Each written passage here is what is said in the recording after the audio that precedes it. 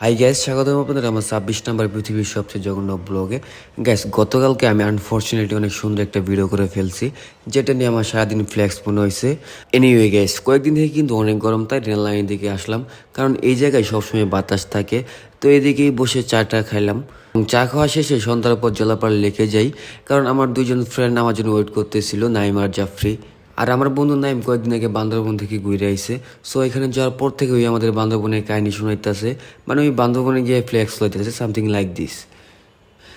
যাই হোক, একটু পর জাফরি চা অর্ডার দিল, সো চাটা খাইলাম। চা খেয়ে জাফরিকে দোয়া দিয়ে দিলাম যাতে ওই তাড়াতাড়ি বিয়েটা করতে পারে।